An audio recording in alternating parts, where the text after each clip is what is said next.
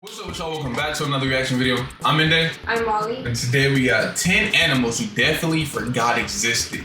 Did you know there was an animal like 2 weeks ago that got discovered in the ocean? It's like, I'm gonna put a picture, but it's like this like it had like 20 arms. It looked like a little alien, dude, and it just got discovered. And I think it was like a sticky, like the spider sticks. Nah, it was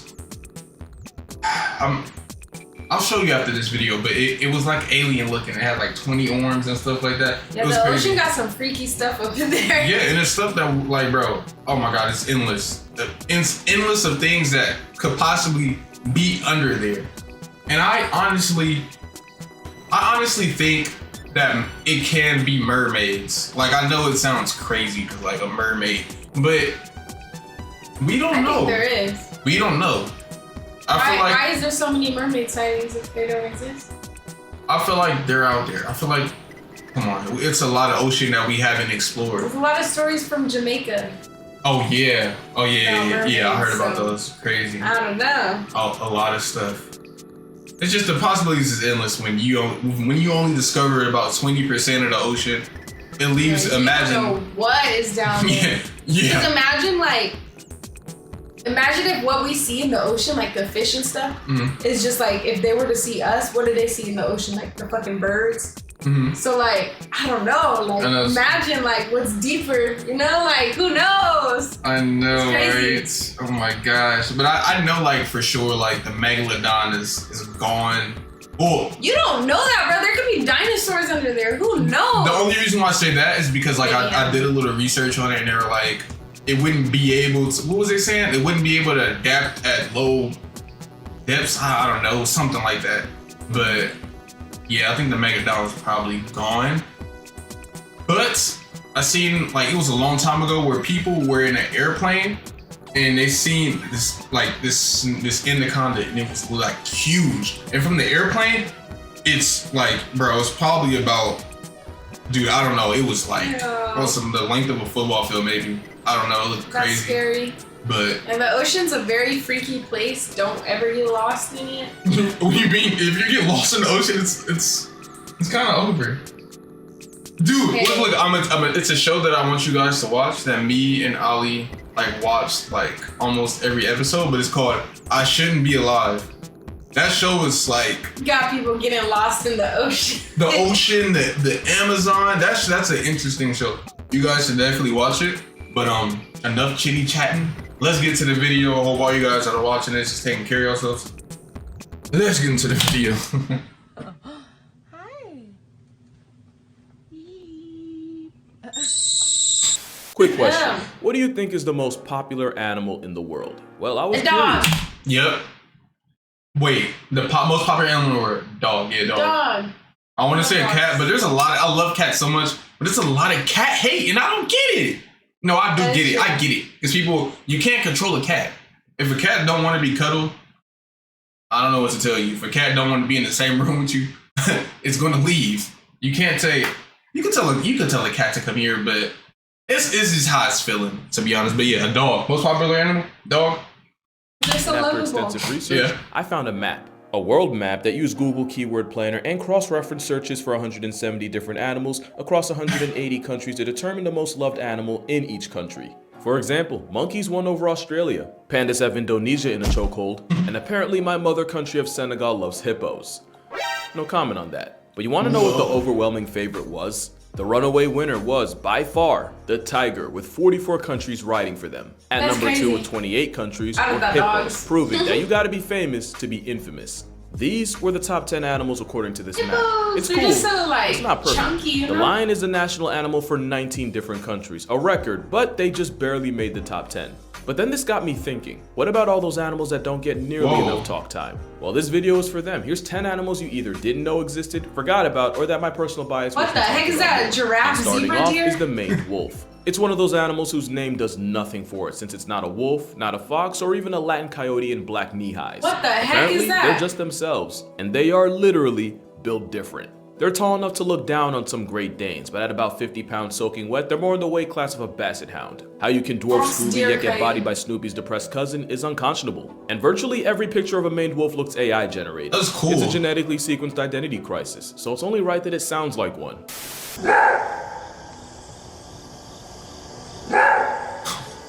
They sound like dogs.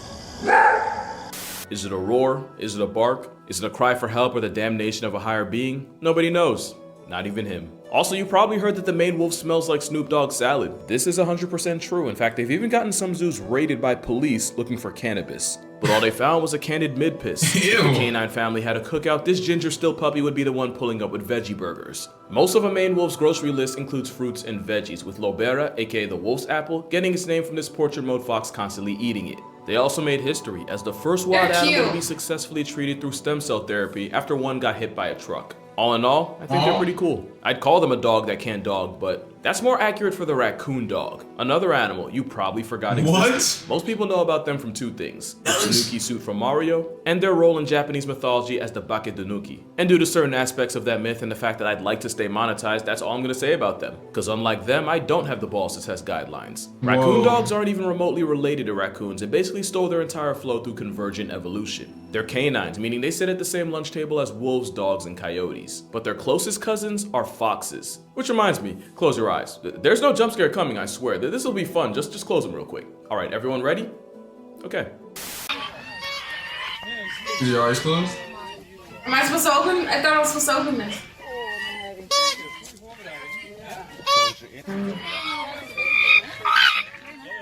That was not the sound of two clowns with marital issues. That was what a raccoon dog roll call sounds like. You see what I mean by the whole dog that can't really dog properly thing? They're the only canines that hibernate.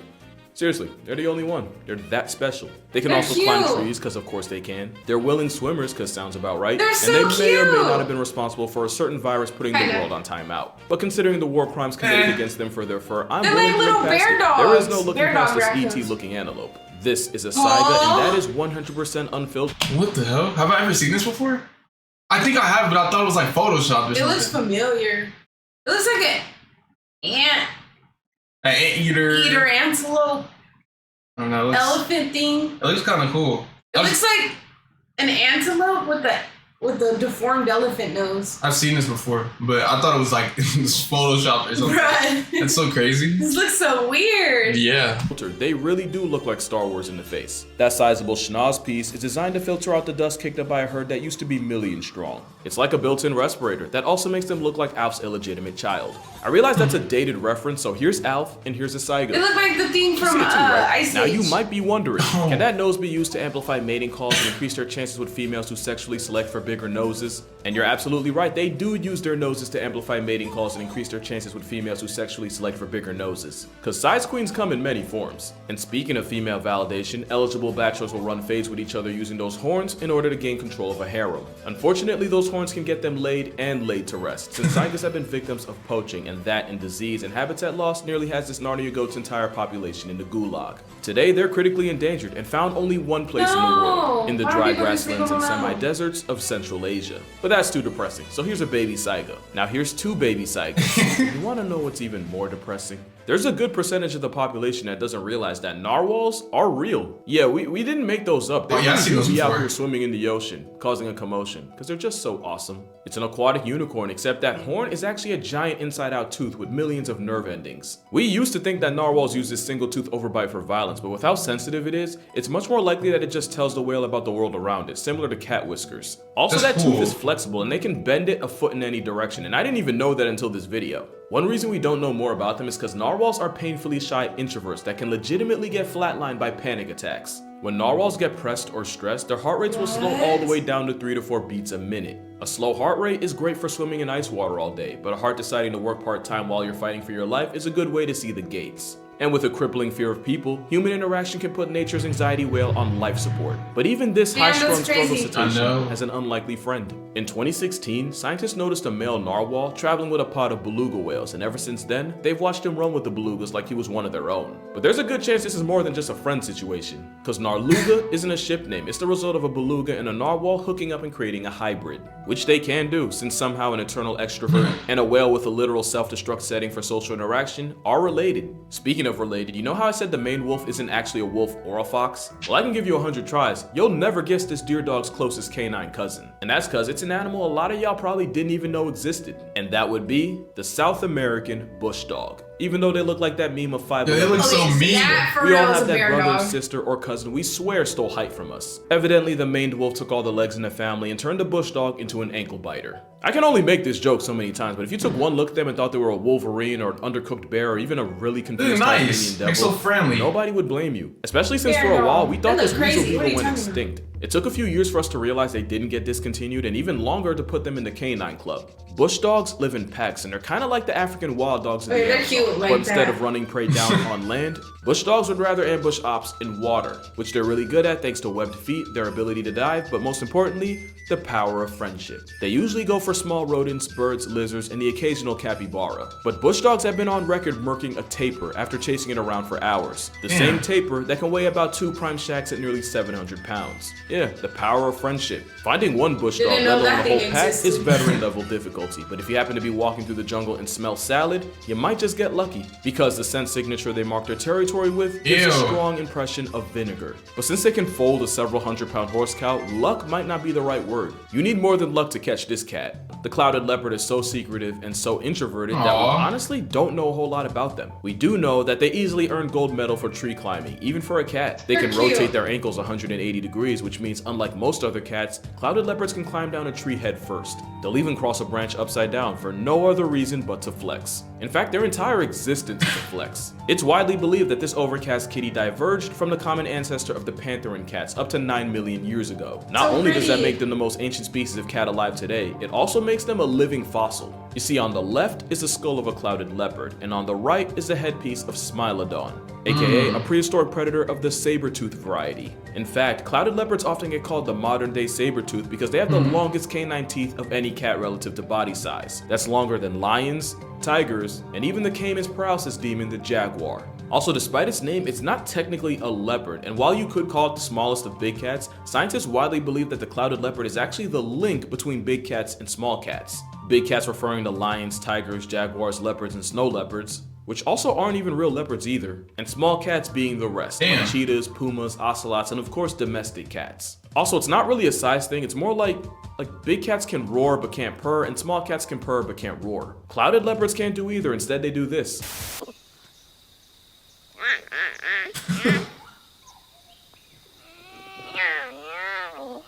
I hope that makes sense. I feel like that got complicated. I know. And it gets even more complicated with this next animal. Because what do a manatee, a dugong, and an elephant all have in common? They end up at the same family reunion as the rock hyrax. That's right, this African boulder gerbil, this marmot from the motherlands, is cousins with the biggest thing on earth with legs. The hyrax is also clade mates with aardvarks, elephant shrews, and tenrits. It makes less sense. Elephant shrews are so cute! Although in their defense, hyraxes have the same tusks that elephants do, but like with the maned wolf and the bush dog, someone had to get the short end. And did they ever? Hyraxes also can't really control their body temperature, despite that being one of the first rules of being a mammal. So to fight the fact that nature made them as close to cold-blooded as a mammal can get, hyraxes spend most of their time basking in the sun. I used to think they were just chill like that, but apparently chill is exactly what they're trying to avoid. Also, they make a sound that's almost a guaranteed trip to therapy if you ever hear it in person. I'm not gonna do this for every animal, but I couldn't not add this.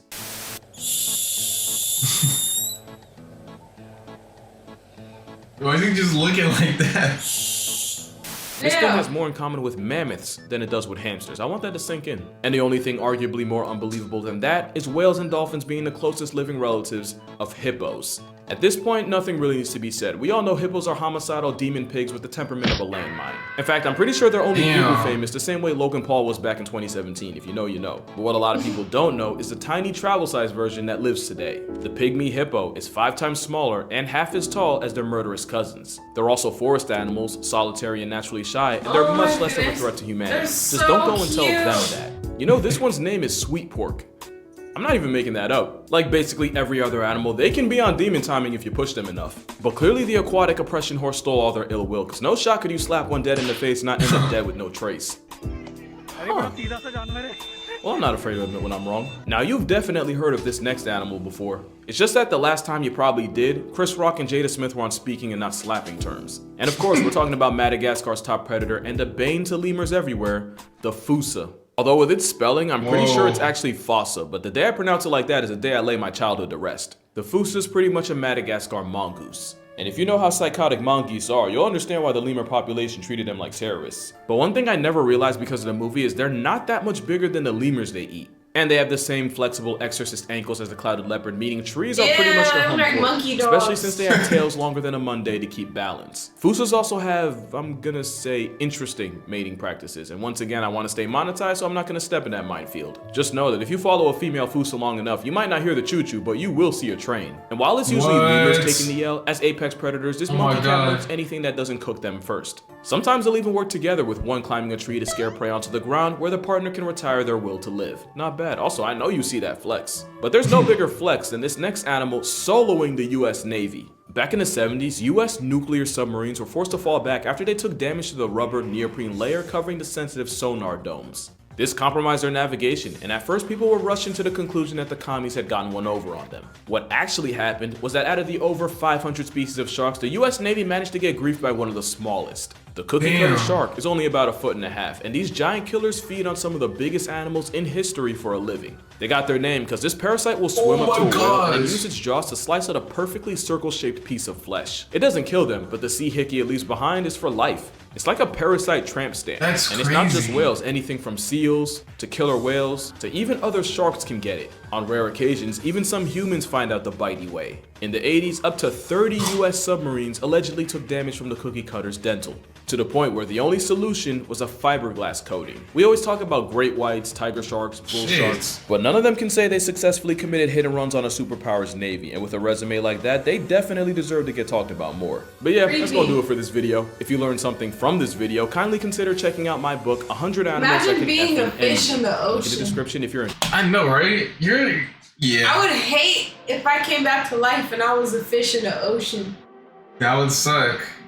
I would be like, oh no, because you know how many things there are in the ocean? How long are you gonna live? How scary they are? You got the there's so many things, bro. It's too many things to even name. Because they're You see what that thing was doing, taking bites out of sharks, bruh, what? Yeah, that shit, you gotta worry about a lot, dude.